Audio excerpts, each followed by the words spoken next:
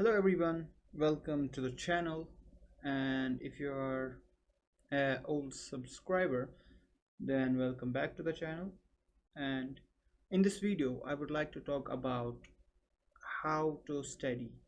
But before we do that, I would like to point out that this is just my opinion. This may or may not work for you. Now that's aside, let's begin. So, how to study? You may or you may not have this question, but this is a very important question to ask yourself, because there is this thing that a lot of people I have been seeing in Discord servers and in a lot of places. What they do is that they copy an image and call it a study. But the thing is, copying does not mean understanding. So, a study, what you need from a study is understanding. And what copying does is just replication. And if you if you want to learn that, that's easy. You do not need to understand a subject matter or anything in order to copy it.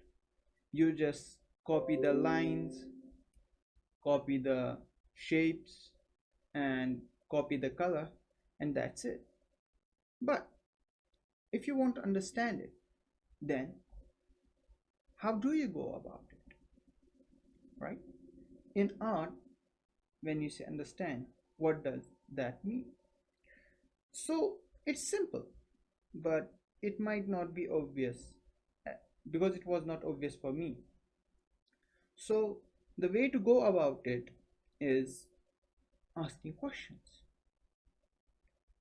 The the most easy way to learn anything is to ask questions, right?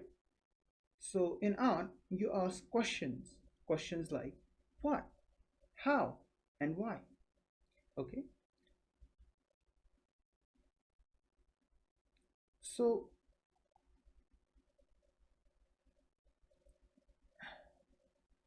you ask what. Let's start with what. Okay. Why do we start with what? Because what is very essential. When we say what, we set a goal for ourselves because there is so much to learn, right? So we should always start with what. When we say what do we want to study, we set a goal for ourselves, because if we don't set goals, we will get lost, because there is so much to learn. There is so much you can learn from a reference or an artwork or an artist you want to study. So what, when we say what, then what we do is we just put a boundary on ourselves so that we can focus on something. Okay. So let's take this girl for example. By the way, this picture is from Pixabay. So uh, yeah, I wanted to put that out there.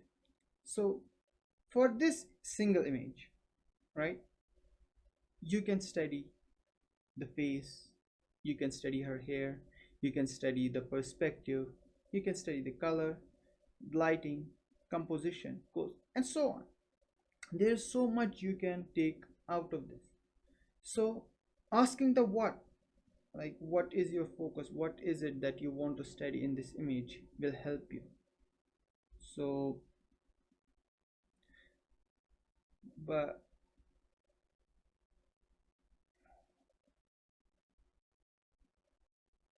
but it's not just what we want to study. Sometimes our question might be what's that, and the answer obviously comes after asking the question, if that makes sense. But the asking the what is just surface level. Okay. If uh, the surface, by surface level I mean that even a kid could ask, what's that? And he, like, you, if you know, kids ask their parents, what is that? And the father answers, it's a tree. And then they ask, uh, what is that? And the father says, it's a dog, and all that stuff. But it's not just enough. If you just ask what, it's not enough. So, as I was saying, asking the what alone, sorry, asking the what alone is not enough, because it just doesn't give you enough information to retain, to understand. Because even if someone is not an artist, the what comes to their mind. But in order to move forward, in order to learn more, we ask how and why. And the best thing about the how and the why is that they go in hand. By that I mean, by that I mean, if you look at something, for example, the window of the car, right? And you say, how does this open? And someone might say that it opens from left to right. In order to understand it properly, the best question would be why? Why does it go from left to right and not from the down to up or up to down? Because then you will realize that it's because of the how the hinge of the door, sorry, I meant door, the door are made, right? They are attached in a way that only makes it so that they open from right to left, right, or left to right, say. But sometimes it might start with how. No, I mean, it might start with why.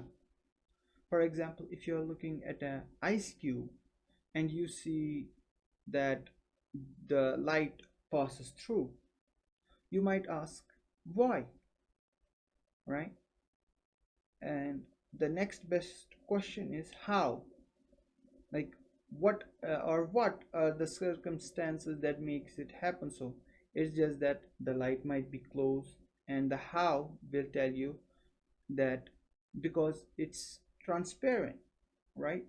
Why does this light come through? Because it's a transparent thing. There's translucency in this. That's why. So these things go in hand. But the main point of this video is that if you don't ask yourself questions and just mindlessly replicate shapes, then you might not be learning as best as you can, if that makes sense.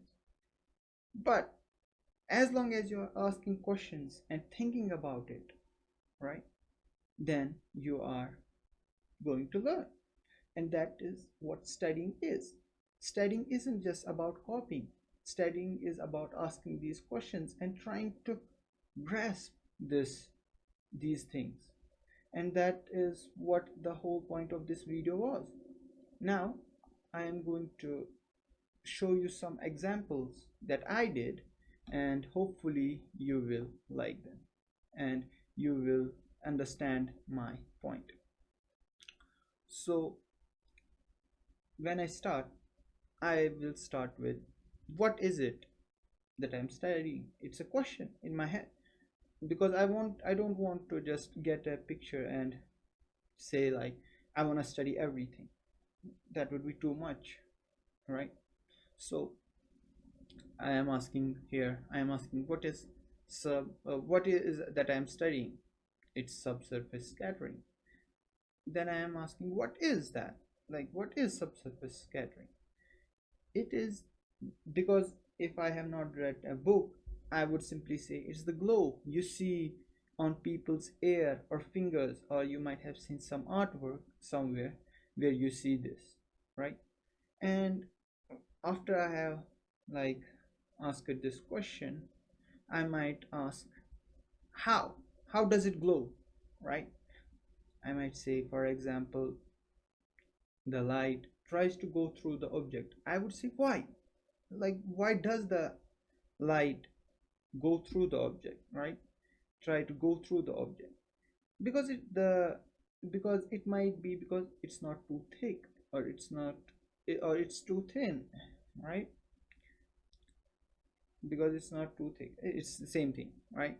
So some light passes through, and then I might do research and know that it's called translucency, right? So here's an example. Here's a study I did, right? As you can see how the air is, like, how the subsurface scattering is happening in this. And here are some things, that notes that you can, like, these are tips that the most of the questions you will ask yourself, as long as you're asking these questions, you're good. But these things mostly happen in your head, right? And sometimes it happens subconsciously. Your brain will ask questions, and when that happens, like, try to, like, writing helps, right? And some questions you might not have in the beginning, and these questions only come to mind only after you start. Okay. And the questions might be like, why is it red? It's because of the blood in the air, right? So that makes us learn that the redness comes from blood. It does not come from subsurface scattering, because if there is something else that has subsurface scattering, that does not mean it needs to be colored red, right? And then the question is like, why is it dark in some places and some places it's not? It's because of the thickness of the cartilage in some area, or whatever the object is, because there are so many things in which this happens, candles, and I don't know what else, I just don't remember right now. So, like gummies, this could happen in gummies and all that stuff. So somewhere where there is too much thickness, this might not happen. So it's just me understanding this, right? And I am then asking, what causes this? So as you can see that that I am asking the what again, right? So it's not a linear process, but it's just a process of asking questions, right? So there is this finger, and I am asking, like, what causes this? The subsurface scattering happens when the light is too close, right? Or it's too strong. And in most cases, the light is right next to, in for example, in candles, the light is too like very near the wax of the candle, and the wax of the candle is translucent object, and so it happens because of that. But if it's the same candle, the light is far away, it might not happen. Same with fingers, right? It might not be when the light is next to something or behind. And this is what the whole video was about. I hope you find this helpful. And if you think me if you think that if I were to, like, draw this in a video where I will explain a process, that you want me to study something and want to make a video of it, be sure to comment down below, and I will try to do that. And this is it for the video. It might be too long, and I am very sorry for that, but if you stick to this, hopefully you find this helpful, and see you next time.